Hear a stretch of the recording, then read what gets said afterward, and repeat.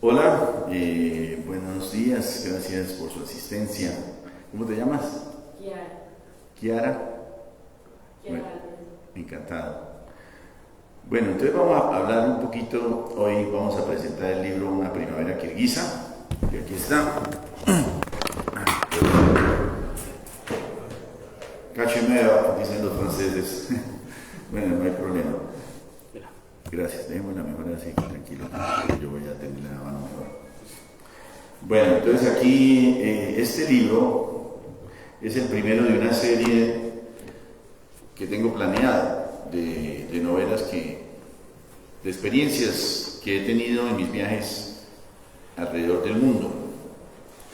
Se llama Una primavera kirguisa y tiene como subtítulo Los viajes de Marcos Saint-André alrededor del mundo. Ahí aparezco yo en el monte de las afueras, es un parque que queda a Kalashin, que queda a las afueras de Kirguistán, de la capital que es Bishkek, antiguamente se llamaba Frunze.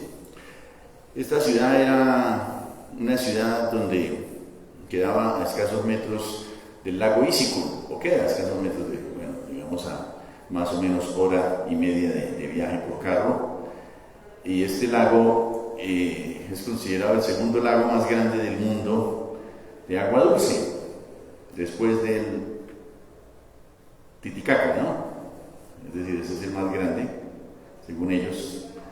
Realmente no he corroborado los datos, pero no hay razones para dudar, ¿no? Eso es lo que durante los años que estaba allá, todos los medios de comunicación decían eso. Entonces, este lago allí quedan los balnearios. En la Unión Soviética no había hoteles sino balnearios para recuperarse.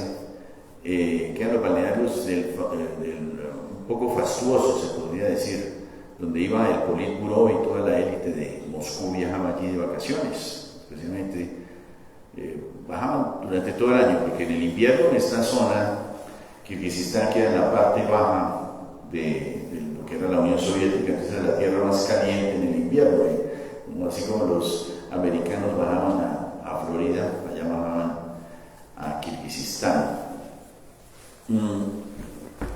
Y bueno, ocurrió una serie de circunstancias extrañas, como todas las circunstancias extrañas que me han llevado de un sitio a otro del mundo. Yo había partido en el año 1998 a estudiar cine en Estados Unidos. Había tenido el condicionamiento por parte de mis padres que me podían pagar cierto tiempo, 4 meses, para que estudiara inglés. Mi inglés era muy flojo, pero bueno, con grandes sacrificios logré sacar el inglés para entrar a la Universidad de Temple en 1995. Me gradué en 1998 y dado que podía haberme quedado en Estados Unidos trabajando, pero preferí explorar el mundo y milagrosamente, hay que decirlo, fui a Portugal a trabajar en Oporto durante 2 años. Esta serie de viajes, claro, precisamente aquí decían, es que este es el católico. En mis estudios y en mis libros cuento una experiencia en donde llegué a definir a Dios por una enciclopedia británica. Y lo interesante es que propongo una definición de Dios que va más allá de las religiones, es decir, cualquiera puede acceder a lo que se llama el bien supremo. Bueno, Paulo Coelho ha hecho de todo ese tema su literatura, pero digamos que no lo ha fundamentado filosóficamente. En mis ensayos lo he hecho y se han publicado en Inglaterra, en el diario de Philosopher, en España, en la revista Complutense de Madrid, y en Aparte Rey, que es una revista de filosofía también de la Universidad Complutense de Madrid. Y ciertamente yo creo que cuando uno actúa con buenas intenciones, dejemos de lado los dioses, que son simplemente convenciones, cuando uno actúa con buenas intenciones ocurre la magia, que la religión llama los milagros y que en el mundo secular llamamos la fortuna, igual que lo decían los griegos. La diosa de la fortuna favorece a los nobles, ¿no es cierto? Decía Píndaro. Entonces la nobleza, las buenas intenciones hacen que el universo se doble o se doblegue. Yo llegué de Portugal a trabajar, comencé a trabajar, trabajé 2 años, eso será motivo de otra novela que ahora pues no vale la pena comentar, porque pues, tengo solo el borrador. De ahí pasé de nuevo, mediante el universo doblado y milagrosamente pasé a vivir en Inglaterra, en la ciudad de Manchester. Trabajé primero en la Universidad de Salford como profesor de escenificando a Shakespeare. Es decir, yo le enseñé a los ingleses cómo trabajar a Shakespeare durante 1 año. Después me fui a la Universidad de Manchester, donde estuve trabajando 1 año como profesor de idioma castellano. Es decir, yo estaba en el último curso perfeccionando el español de los estudiantes. Uno de ellos después me escribió que trabajaba en la BBC y que le había ido muy bien, agradeciéndome. Años después, cuando yo ya estaba en Londres. Después de eso, entonces estaba viviendo en Manchester y desde luego, sin embargo, yo en Manchester era un simple, lo que llaman lector, es decir, algo así como un profesor de cátedra sería aquí, ¿no? Daba clases de castellano, pero yo sentía la necesidad de que tenía que volver a la universidad, y durante el año que estuve en Salford y que estuve en la Universidad de Manchester, yo decidí que quería aprovechar mi tiempo estudiando más idiomas. Había estudiado el inglés, el francés, el portugués. Había habitado allí y quería estudiar árabe. Pero entonces ocurrió el 11 de septiembre y cuando fui a matricularme, tenía derecho como profesor de cátedra a matricularme en cursos de idiomas, en un curso de idiomas en la Universidad de Salford. Cuando fui a matricularme, los cursos de árabe, que eran 6, estaban repletos. Todo el mundo quería aprender árabe porque iba a haber guerra contra el mundo árabe, habían oportunidades por todos lados. Y me dieron la opción, o aprende, está libre de los cursos de griego o los cursos de ruso. ¿Sí? Yo ya había estudiado griego antiguo, entonces dije, bueno, voy a estudiar griego moderno, pero me sentí atraído hacia los rusos porque comencé a contabilizar todos los autores que me encantaban de Rusia, que son Chekhov, Dostoyevsky, Tolstoy, Tundorov, Pushkin. Y yo dije, no, aquí hay un más tesoro de la literatura, vamos a estudiar ruso. Y comencé a estudiar un curso intensivo de ruso, y saqué el primer curso durante el año que estuve en el primer nivel completo, lo que sería ahora, según la Comisión Europea, el nivel A, A1, A2, terminé ese curso. Y cuando pasé a la Universidad de Manchester, dije, voy a comenzar el otro curso, que voy a seguir con el ruso. Pero en la Universidad de Manchester había una sola docente y había un muchacho joven. La docente era una señora por ahí de unos 35 años que había llegado como inmigrante, estaba apenas entrando al mundo británico, se estaba adaptando y era profesora. Y el muchacho era un muchacho que estaba estudiando ruso como lengua y ya se iba a graduar. Y yo entré pues como docente. Y comenzaron las clases, pero me di cuenta inmediatamente que comenzó un romance entre la señora y el estudiante. Entonces, por decoro, pues yo me retiré del curso simplemente, ¿no? Porque ya era lo que hacía era incomodarlos. Realmente, cuando llegaba tarde les interrumpía sus conversaciones. Entonces yo dije, voy a estudiar yo mismo. Y me puse a estudiar. Me acuerdo que compré un libro de esos... me costó 3 libras apenas, de esos ya usados viejos, y conseguí, y yo estudiaba todos los días. Me acuerdo que me daba placer, me sentaba desde las 6 de la tarde hasta las 12 de la noche haciendo ejercicios en cirílico, etc. Y después de un tiempo dije, bueno, yo creo que esto no va a ningún lado, no está pasando nada, pero bueno, chévere haber aprendido ruso, al menos algo lo básico, y me dediqué a escribir unos artículos de filosofía. Cuando de pronto ocurre el 11 de septiembre, se caen las Torres Gemelas y resulta que todos esos países de la ex Unión Soviética que eran musulmanes estaban en un programa con la Fundación Soros. Soros, como ustedes saben, es un multimillonario que se hizo rico quebrando el Banco de Inglaterra. Eso no fue un crimen, fue un trabajo de especulación financiera considerada legal. Soros, un genio matemático, de lo que antiguamente era Hungría, que hacía parte, digamos, de la cortina soviética. Hoy en día es un magnate, incluso la silla vacía, por ejemplo, es subvencionada por la Fundación Soros, y todo tipo de instituciones por el desarrollo de la democracia en Latinoamérica y en muchos países, ¿no? Los detractores dicen que su fin es realmente recobrar el imperio soviético, volviendo a imponer el comunismo en el mundo. Otros dicen que no. El hecho es que siempre ha tenido desde un principio el respaldo económico también del Departamento de Estado de Estados Unidos. ¿Por qué? Porque él muy listamente contrató gente de Estados Unidos, gente muy jóvenes, muy emprendedores, que supieron gestionar los millones de dólares que se dan en becas en Estados Unidos para el arte, el desarrollo y la ciencia. De manera que por eso Soros se ha enriquecido mucho más, o la Fundación Soros se ha enriquecido mucho más. A diferencia de otros países de Estados Unidos, las sumas son exorbitantes para cualquier proyecto. Aquí, a mí por ganarme un premio de poesía, me dan 7 millones de pesos en Bucaramanga. A mi docente que yo tuve en Temple University por hacer un documental, le dieron $1 millón. $1 millón son 3.700 millones de pesos, es decir, no tiene comparación, ¿no?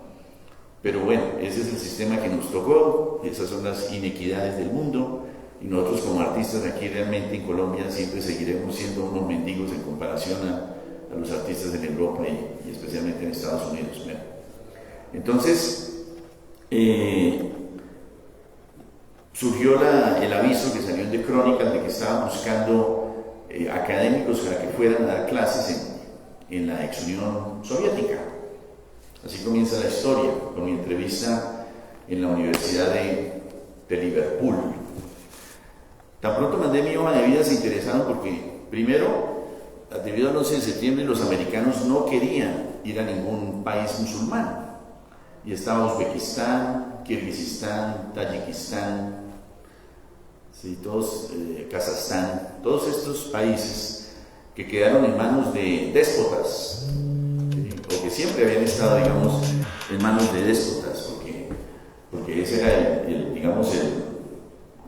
modus vivendi antiguamente. La Unión Soviética tenía estas repúblicas y generalmente se las daban a un secretario, le daban el sitio y este secretario se anclaba ahí de por vida, y después elegían otro que generalmente era un familiar, o sea, eran dinastías, ¿no?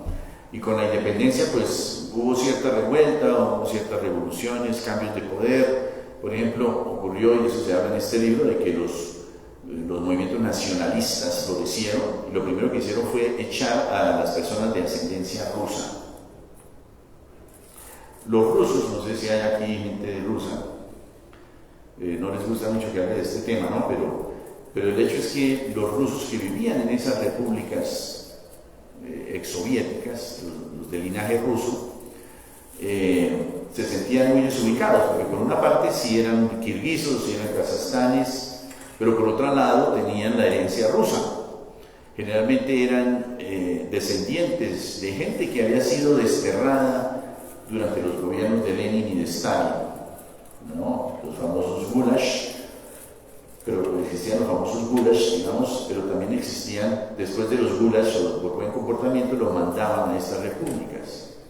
Curiosamente había un grupo muy grande de alemanes en Kirguistán, porque los alemanes habían sido precisamente muy perseguidos por Stalin y los había mandado al confín del universo.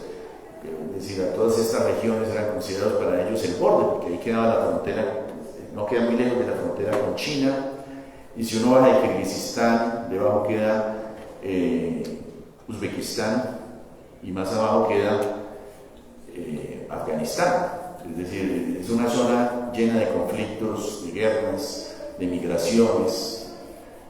Era considerada como, sería aquí como vivir en Chocó o en Amazonas, algo así. No es la mejor área para desarrollarse, digamos, dentro del imperio soviético, no era. Pero ellos se habían afincado y se habían constituido y se habían desarrollado. Entonces, cuando ocurre esta revolución, los movimientos nacionalistas expulsan a toda la diáspora rusa y ellos se regresan a Moscú generalmente. Y en Moscú son recibidos con desaires. Realmente en Moscú la gente los trata mal. Los consideran ciudadanos rusos de segunda categoría. Y yo conocí a varios de ellos que sin embargo tenían parientes en Moscú, por ejemplo, y lo que siempre, para lograr integrarse a la comunidad de Moscú, lo que hicieron fue ocultar su pasado, ¿no? Borrar, no decir que eran de estos países soviéticos, que eran originarios. Algo que nosotros vemos acá, por ejemplo, en mucha gente que nació en Venezuela, pero que tiene la doble nacionalidad y dice que son colombianos. El venezolano lo echan debajo del tapete. Exactamente lo mismo allá. Pero muchos sintieron mucha discriminación porque a pesar de todo el acento, ¿no?, va cambiando con las regiones. Hay que decir que Frunze, durante la época dorada de la KGB, tenía un centro de idiomas que es fantástico. El que se va a aprender inglés allá tiene la opción de aprender inglés como una persona de Nueva York o como una persona de Florida. Es decir, ellos manejan mucho la filología, los acentos. El que habla francés como francés, el que habla español como español, y eso era porque ellos enviaban espías a todo el mundo y tenían que mezclarse como infiltrados dentro de la sociedad. Esa, digamos, era la política. Eso se evidenció cuando ocurrió el atentado en Boston más tarde, que lo hizo un muchacho kirguiso que había estudiado en estas escuelas de idiomas y que todo el mundo en Boston estaba horrorizado porque hablaba como una persona de Nueva Inglaterra, es decir, como un acento de la región, ¿no?, de Massachusetts, se podría decir. Pero él había vivido toda la vida en Kirguistán y había viajado cuando tenía 14 años, pero desde luego había aprendido inglés en estas famosas escuelas. Bueno, por eso es que muchos kirguisos se integraron a la vida rusa gracias a su habilidad filológica, lingüística. Entonces, cuando me entero de que, me acuerdo que me hicieron la entrevista en Liverpool, lo primero que me dicen es que me quieren contratar porque allá en ese país no se habla inglés.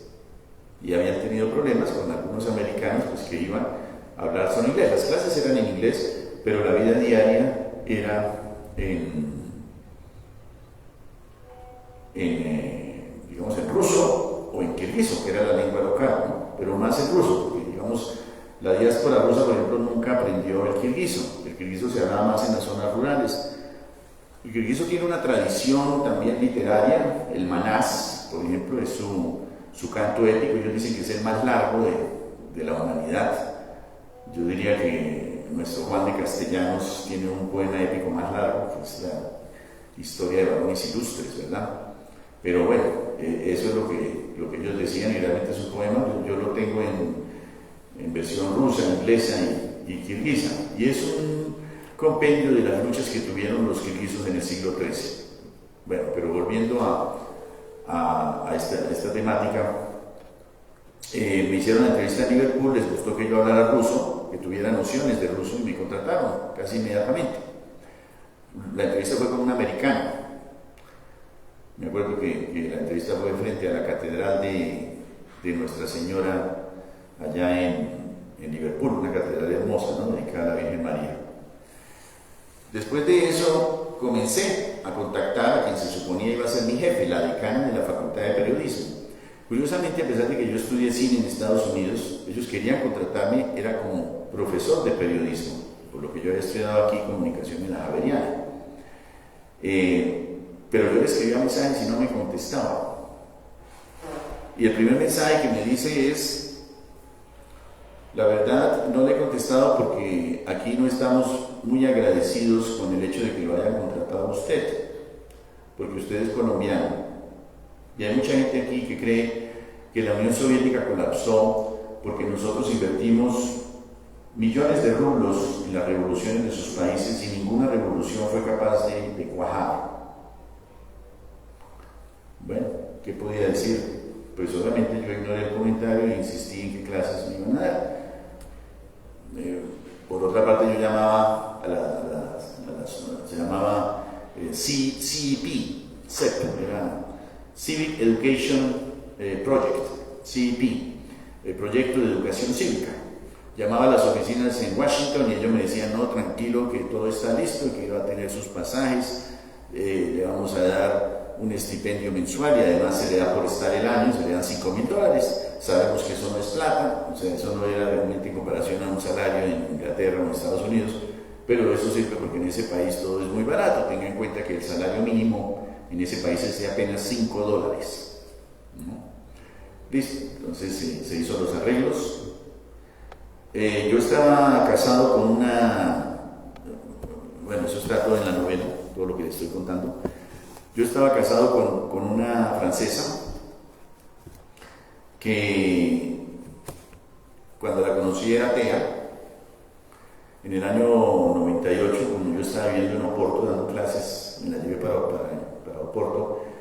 En el año 98 había mucha violencia en Colombia, y como yo leí que en Fátima existía un camino de 1 kilómetro donde la gente hacía procesión de rodillas para pedir favores, yo dije, yo quiero ir a hacer esa procesión. Este tema de Portugal y de Fátima está aquí en esta novela Nuevas tardes en Manhattan, que se publicó en el año 2000, donde se hablaba de que iba a haber una explosión en Nueva York. El personaje central lo soñaba, y el hecatombe ocurrió un año después de la publicación, en 2001. Entonces los españoles publicaron una segunda edición en 2002 de 3.000 copias. Bueno, entonces, hablando de esa experiencia, yo fui a Fátima e hice el camino, y mientras estaba haciendo el camino yo creía que era solo caminar, pero no, resulta que la piel comienza a desgajarse y comienza uno a sangrar, ¿no? Pero como me había comprometido, pues obviamente yo caminaba. Mi ex esposa era atea, y como casi todos los franceses, y bueno, que han estado estudiando, ¿no? No todos, porque realmente Francia es un país de muchas rituales, etc. Pero cuando estaba caminando, ella vio mi dolor y me cogió de la mano, me ayudó a caminar, y mientras estaba caminando algo la tocó, y digamos así que se convirtió a la espiritualidad, no a la religión católica, sino a la espiritualidad, a lo que hablo yo de la creencia en el bien supremo. Entonces, en adelante ella comenzó a creer en sus intuiciones. Ella tenía un puesto muy bueno en Manchester.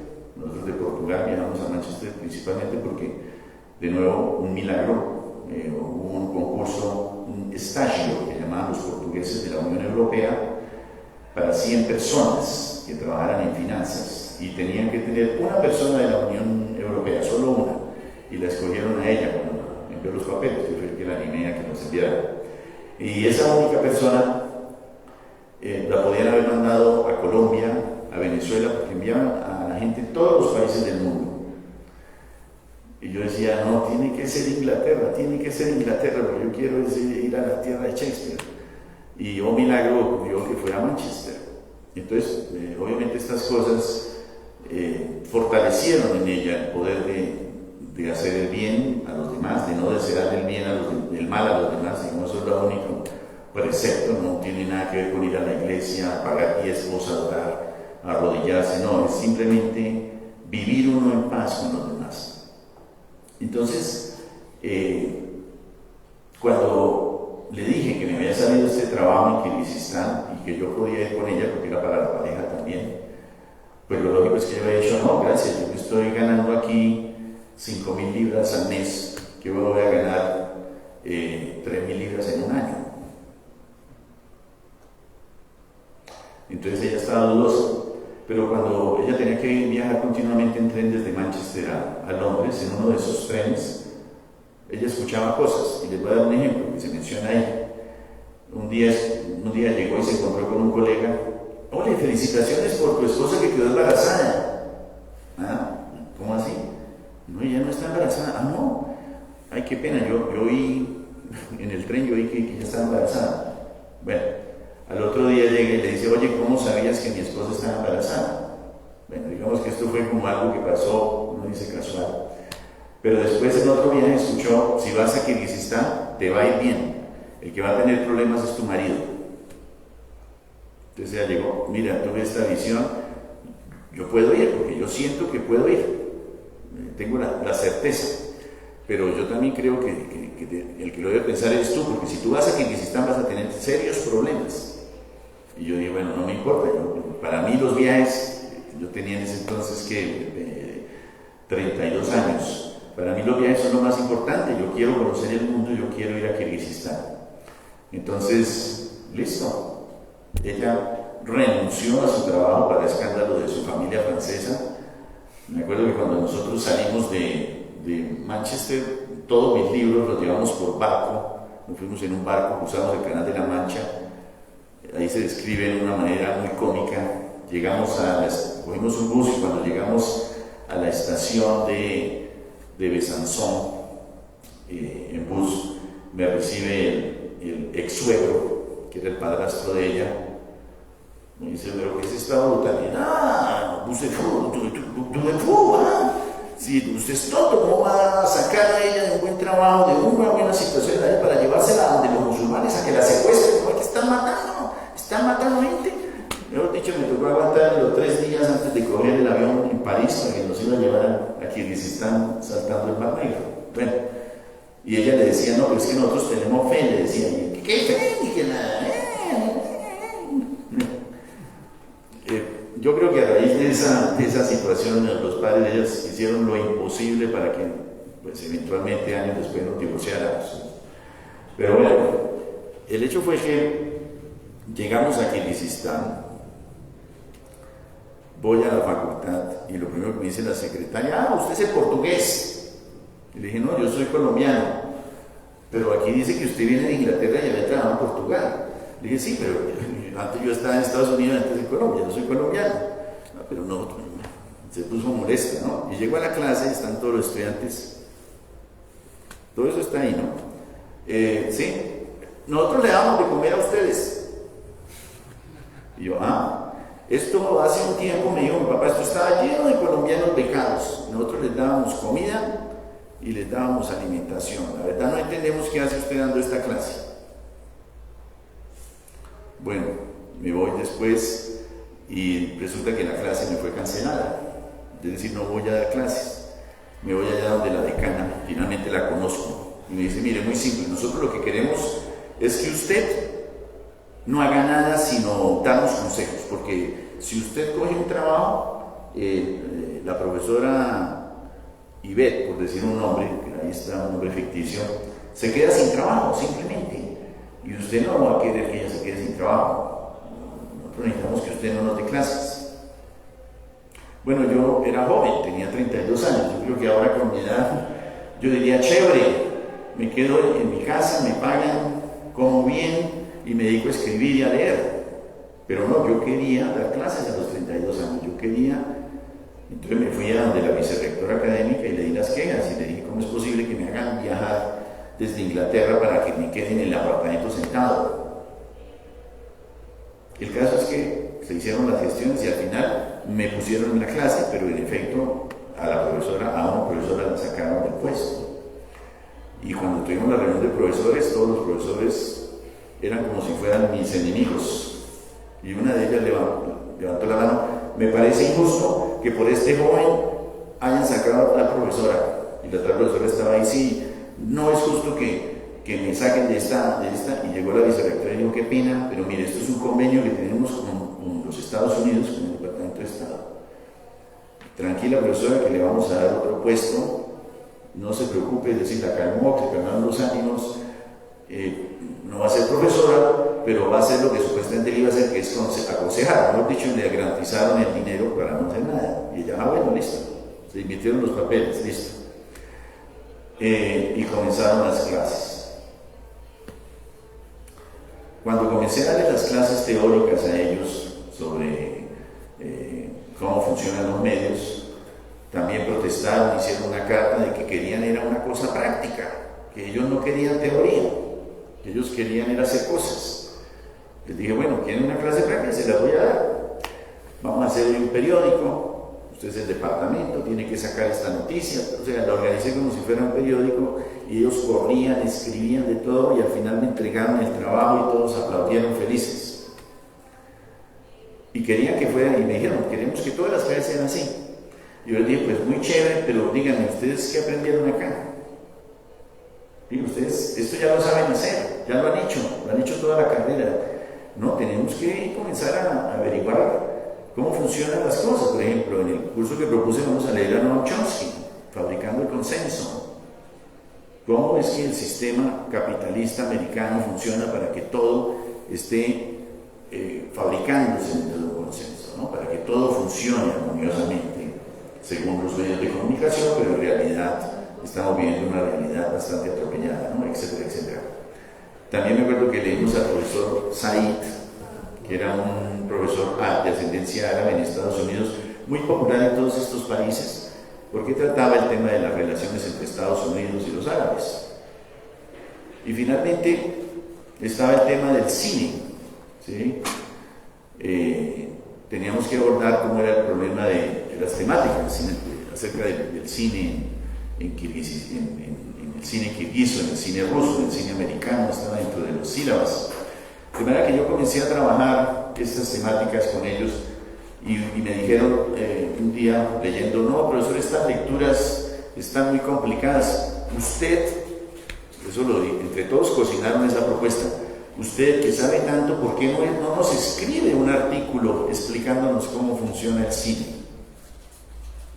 Desde luego les dije, me parece muy bien esa propuesta. Me puse a trabajar y escribí la semilla de lo que es el libro que ahora está publicado acá en el stand.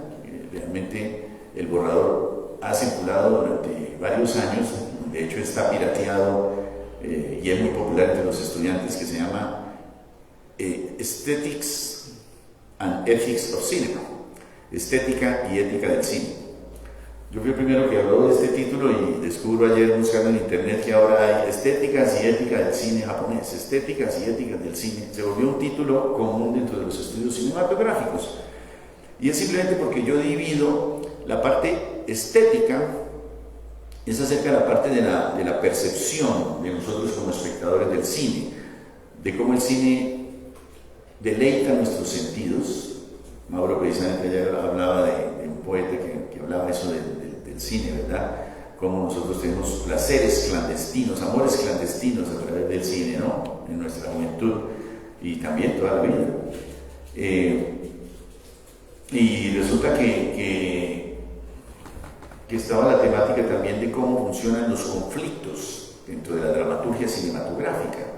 Entonces elaboré una tabla de conflictos abiertos, conflictos cerrados, conflictos orgánicos, y daba ejemplo a Psicosis de Hitchcock, hablaba de los 400 golpes de Truffaut, de conflictos abiertos no solo a David Lynch y sus Big Twins, sino también, por ejemplo, las obras de Tarkovsky, ¿no? Si ustedes recuerdan, Tarkovsky en Andrei Rublev, es una película que comienza con un tipo que se sube a un globo y el globo se eleva y viaja por los campos de la antigua Rusia medieval, estamos hablando del siglo XIII, ¿no es cierto?, donde hay guerras. Y esa escena aparentemente no tiene nada que ver con lo siguiente, que es la construcción o la fundición de una campana en medio de las más terribles guerras contra los hunos, contra las invasiones hunas. Es decir, conflictos episódicos y que sin embargo nos conmueven, porque Andrei Rublev es precisamente la cinematografía. Al final yo creo que si uno reconstruye lo de la campana con el tipo del globo, sí funciona, yo menciono ahí, pero uno tiene que hacer el esfuerzo intelectual. Es un cine que requiere de una participación activa del espectador. Bueno, todo esto lo hablaba, pero lo más importante es que abordaba el tema de la percepción y del guión cinematográfico desde el principio de causalidad, el principio a priori de causalidad enunciada por Kant, que de hecho se ha hablado mucho, el primero que lo enunció fue Hume en Inglaterra, donde dice que nosotros vivimos, nuestra vida transcurre a través del principio de causalidad. Si alguien, por ejemplo, entra, como la dama que acaba de entrar, nosotros pensamos, ¿por qué entró? ¿Quién es? ¿Sí? Inmediatamente nuestra mente, si entrara, por ejemplo, una persona con una metralleta, inmediatamente nos alertamos porque pensamos que vienen a matarnos o que viene de una matanza. Es decir, nuestra mente siempre está alerta en términos de causas y consecuencias. Siempre queremos saber la causa de todo y la consecuencia de todo. También es una cuestión de supervivencia. Y Y en el cine pasa lo mismo, cuando nos emocionan, nos dicen que hay un asesinato al principio de la película, nosotros queremos saber el final, queremos saber quién lo mató. ¿Sí? Y cuando ocurre como pasa en Twin Peaks de David Lynch, que no nos dicen el asesino después de una serie de 24 capítulos, pues nosotros quedamos, nunca olvidamos esa serie, siempre vamos a saber quién mató a Laura Dern. No me acuerdo del nombre, me acuerdo de la actriz que hizo el papel. Y eso va en contra de la teoría de la dramaturgia aristotélica, que estaba tomando cabida en varios textos desde entonces y que incluso todavía hoy se discute, porque la teoría de dramaturgia aristotélica niega que haya, que esa sea la única percepción, de que podemos ver cosas y no necesariamente buscar las causas y consecuencias. Bueno, yo arguyo que si no las buscamos, pues nos sentimos preocupados, porque es cuestión de supervivencia y de percepción, ¿no? Bueno, yo este artículo lo presenté allá y les gustó mucho y comencé, curiosamente, a ser popular entre los estudiantes.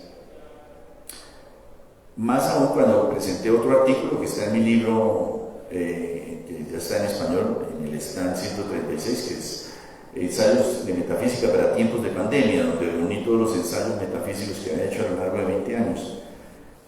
Y el primero de ellos que escribí se llama La crisis del ateísmo, que tiene que ver con las temáticas de la problemática de Dios que yo les mencioné, pero también está la temática de Edgar Allan Poe y la máscara de la muerte roja.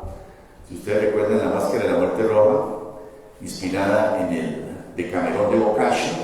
El Decamerón de Boccaccio comienza con un príncipe que, estando la peste en toda Italia, decidimos reunirnos en un castillo, cerrar las puertas y alejarnos de la peste, y nos pusimos todos a contar historias. Y comienza el Decamerón y son 1000 páginas de historias de todo tipo, una compilación hermosa, ¿no? Generalmente picarescas, ¿no?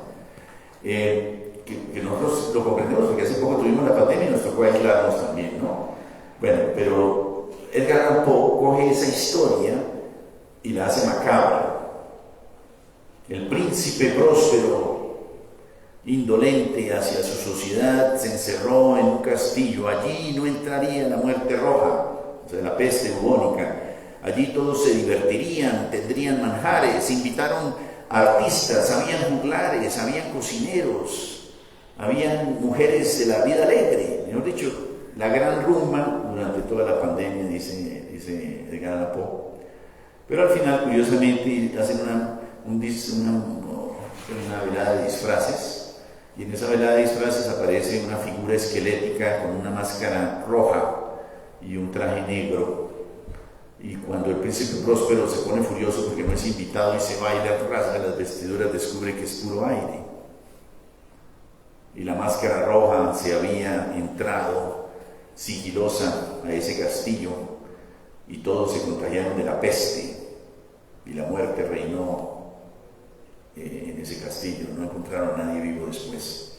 Bueno, ese es un cuento de la imaginación de Edgar Allan Poe, pero yo lo relacioné en ese año precisamente con esa obsesión que había y que todavía hay con creer que viviendo en Estados Unidos y viviendo en Europa no está salvo de todo. Esta es una temática que abordo también en la obra de teatro Globalización, donde hablo de que solo existen dos mundos: el mundo de los globalizados y el mundo de la jungla. Es decir, siempre esa diferenciación. Bueno, es un poco obviamente exagerado porque, como dice Triman Lab, hay un primer mundo en el tercer mundo y hay un tercer mundo en el primer mundo. Pero de todas maneras, lo que yo criticaba era esa ansiedad que yo veía en los jóvenes en Colombia, que lo veían los jóvenes de Kirguistán, de que tenían que abandonar su país, de que eso ya se iba a caer y tocaba irse a vivir a Estados Unidos y Europa. Yo vivía en esos países y la verdad, a mí no me parece, tal vez uno tenga más dinero y sea más cómodo en cuanto a la parte económica, pero son países para nosotros o para mí muy monótonos, ¿no? Es como si uno, en vez de probar carnes picantes y dulces y todo tipo de pescado, decidiera todos los días comer tofu, porque es muy bueno para la salud, ¿no? Sí, muy bueno, pura soya todos los días, tal vez para una modelo, pero entonces uno no disfruta nada. Exacto, entonces esos países a mí me gustan. Incluso yo soy francés, tengo la doble nacionalidad francesa-colombiana, y me dice el maestro de Ferreroche que me parece, ¿usted qué hace en Colombia perdiendo el tiempo? Pero yo, la verdad es que yo esa escuela nunca me he sentido atraído por eso de que hay que alcanzar el sueño americano. Yo creo que lo alcanza uno cuando se muere, porque ya después de muerto no tiene uno ninguna preocupación, ¿no? ¿Cuántos colombianos no han ido en busca del sueño americano y encuentran eso una pesadilla? Es decir, uno no está exento de nada en la vida. Bueno, por eso escribí ese cuento cuestionando eso, y eso les gustó también a los estudiantes. Entonces, ¿qué pasa? Los profesores se ven preocupados de que otra cosa que me dijeron de entrada es, además usted no parece colombiano. ¿Cómo así? Sí, los colombianos que llegaban acá tenían la piel más clara que usted. Usted parece turco. Y resulta que ellos odiaban a los turcos. Bueno, me he expandido demasiado, pero realmente, para resumir, en este libro lo que se ve es cómo mi personalidad, que es la del Supremo Bien, empieza a chocar, y el choque mayor es porque ellos le dan becas a todos los kirguisos y a los chinos, estudiantes que vienen de China, los tratan como basura, los discriminan, no les dan una beca. Y una amiga, no mía directamente, porque las chinas son muy respetuosas de un hombre casado, ella hablaba era con mi ex esposa, le decía llorando, es que yo he trabajado mucho, soy la mejor estudiante, me parece injusto que no me den una beca. Entonces lo que pasó fue que, cosas de la vida, vino la delegada de la Universidad de Ohio que daba las becas y la invité a este parque, a Kalasha. Ahí nos sentamos con esta vista, me acuerdo, a pernoctar, a comer un picnic, y ella me preguntó, nosotros lo que hacemos es administrar las becas, ¿usted le parece que está bien como está? Claro, ellos ya habían investigado que yo tenía una tensión continua con la facultad, con la organización de la universidad, y le dije, mire, para que funcionen esas becas democráticamente, usted tiene que meter en el comité a un americano. Claro, los americanos son todos iguales, es la lógica desde Kennedy, desde los años 60, los grandes logros que se hicieron, ellos siempre buscan las cosas equilibradas. El caso es que allí me hicieron un juicio stalinista porque un estudiante trató de sobornarme, de darme plata para que lo pasara. El tipo era una estrella de la televisión, es decir, como decir acá, no sé, Amparo Grisales, alguien que sale en televisión. Yo no veía televisión, y yo le dije, no, porque eso es un soborno. Quería que, no había ido nunca a clases y quería pagarme, me dijo, le doy lo que usted le pagan en un semestre, se lo doy para que me dé un curso de 3 días. Le dije, eso es soborno. Entonces él inmediatamente se fue y me demandó por haberlo acusado de soborno. Y me hicieron un juicio stalinista, al estilo stalinista, me sentaron ante un poco de gente, etcétera, nombre y dirección, y pues ustedes ya me conocen, nombre y dirección. Una cosa ridícula, bueno, pero yo la viví, y al final hubieron unos atentados, nuestro apartamento lo incendiaron una noche, afortunadamente yo me levanté y lo apagué. Me acuerdo que la directora nos llevó al Hyatt, dijo, no, la voy a llevar al Hyatt, no sé qué. Bueno, yo no fui a la, obviamente, dije, no, tampoco exageramos, yo la apagué antes de que el fuego se iniciara. Después nos mandaron a otro carro y el carro se quedó sin frenos. Mejor dicho, hasta que, yo hasta con 12 meses, a los 9 meses me soñé que unos perros, me soñé que los indios americanos se acostumbraban a quejarse en Estados Unidos porque los perros los castraban, le quitaban las bolas. Como ellos no tenían calzoncillos, ellos andaban con el taparrabo, los perros europeos hacían eso. Entonces yo me soñé que yo estaba en Filadelfia y que estaban los perros y yo iba como un indio, un indígena, y que los perros estaban dispuestos, eran puros doberman, dispuestos a castrarme. Entonces yo me levanté y le dije a mi ex, le dije, no, tenemos que irnos, estamos en peligro. Oh milagro, de nuevo milagro, mi ex dijo, bueno, si es así, voy a hablar con mi ex jefe. Habló con el jefe y le dijo, te tenemos un trabajo, queremos que vuelvas, ¿qué quieres, París o Londres? Yo le decía, por favor, París, yo quiero perfeccionar mi francés, y ella no. A mí no me gusta mi país regresar, yo quiero viajar también, nos vamos a Londres. Cuando yo dije de toda la comunidad nos vamos a Londres, casi se desmayan porque se pusieron pálidos, porque no creían que el más discriminado, el malo del paseo, fuera premiado con semejante premio. Era la ciudad más cosmopolita en ese entonces de Europa, creo que todavía es de las más cosmopolitas. Bueno, el caso es que nos fuimos y toda la discusión que yo tuve denunciando la corrupción que había dentro de la universidad fue absorbida por los estudiantes, esas ideas, e hicieron que al año tumbaran al presidente y a la rectora de esa universidad, y a los 2 años el presidente Akayev fuera derrocado debido a los artículos de prensa denunciando la corrupción. Y eso finalizó finalmente en lo que se llama la Revolución de los Claveles, en el 2004.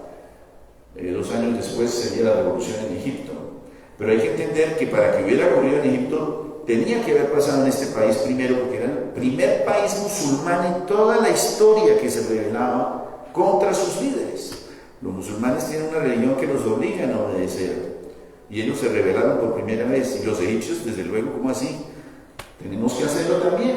Es como si aquí lo hiciera El Salvador y nosotros, oiga, ¿por qué no nosotros también? ¿No? Entonces, me escribió una carta muy agradecida, además, a mi esposa, la estudiante china, diciendo, mire, me dieron una beca y quiero decirles que usted y Hugo son aquí admirados. Lo que ustedes hicieron ha sido maravilloso. Y bueno, ese es al final de la historia termina con las noticias de la derrota de Akayem. Yo estoy viviendo en Londres, y en Londres, sin embargo, a pesar de que les voy a tener un buen puesto, a mí me tocó trabajar como persona que doblaba la ropa en Harrods.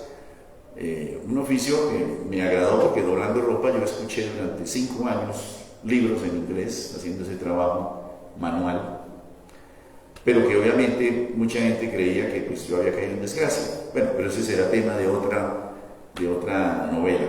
Como les digo, es una serie de 12 novelas. Bueno, se acabó el tiempo. Quisiera decir alguna pregunta o comentario. Yo quisiera saber si después de conocer esa y vivir esa travesía, si haciendo una comparación con este país, consideras que aquí también puede pasar algo similar a un despertar o una primavera colombiana como ha pasado en otras partes. Pues podría ser, pero aquí hay algo que no hizo las cosas tan fáciles allá. Resulta que allá ser corrupto estaba bien. Tú y yo tuve una discusión que está ahí, en donde una comida, ellos sabían que yo era una persona incorruptible. Entonces comenzaron a decir, no, pero es que aquí un profesor gana solo $5. Es lógico que acepte plata de estudiantes que quieran pasar, ¿no? Porque si un estudiante le da a uno, en vez de $5, $200, pues yo lo paso. ¿Y usted como colombiano no haría lo mismo? Le decía, no, qué pena, nosotros en Colombia, ustedes son corruptos, ¿no? Le dice, sí, señora, nosotros tenemos mucha corrupción, pero por lo menos la corrupción nos da vergüenza. Yo creo que la Unión Soviética precisamente se cayó porque ustedes perdieron la vergüenza con la corrupción. En Colombia usted no escucha a ningún político diciendo yo soy corrupto y estoy orgulloso de serlo. Aquí ustedes lo escuchan. ¿Sí? Y además, había mujeres, la prostitución fue un tema que yo discutí mucho porque había mucha gente a fuerza de la prostitución, legalizar la prostitución. Ese debate lo tuvimos en la universidad y lo gané al final, que es un concurso de debates y los profesores competimos y al final yo fui el aplaudido y ovacionado. Esa fue mi despedida del país. Me acuerdo que lo que dije es, señores, ustedes no quieren que se legalice una práctica donde los extranjeros solo quieren ver la carne fresca de sus hermanas más jóvenes. Y todos, ¡ya! ¿Sí? Y esa ovación fue mi despedida de ese país. O sea, así termina bueno, yo después tuve una experiencia mística en la India y lo que vi fue que todas las experiencias que había tenido en los países, en Portugal, en Inglaterra, en Estados Unidos, habían terminado con un gran triunfo. También con una gran derrota, porque me echaban, prácticamente me hacían salir de cada país. Yo he viajado por todo el mundo y le decía a mis amigos ayer, yo he viajado no porque yo he querido viajar, sino porque donde yo voy yo doy testimonio del bien supremo, de ser honesto, de ser equilibrado, de decir la verdad, de decir las cosas sin pelos en la lengua. Y desde luego eso hace que las fuerzas conspiren para que me echen. Pero yo no tengo miedo a que me echen, porque yo sé que si me echan, otra realidad aparecerá después, ¿no? Entonces, en ese sentido, mis novelas tienen un fondo espiritual, pero como digo, no religioso, espiritual en el sentido de creer que si uno hace el bien le da a uno lo necesario para vivir. Yo no soy rico ni tengo propiedades, pero nunca me ha faltado nada en la vida. Sí. Bueno, ¿algún otro comentario o pregunta? Bueno, pues muchas gracias. Este libro, si quieren leerlo, lo pueden descargar de Amazon por solo 11,000 pesos. O si van a nuestro stand, se los puedo dar en PDF directamente por 10,000 pesos. Si compran en físico, vale 80,000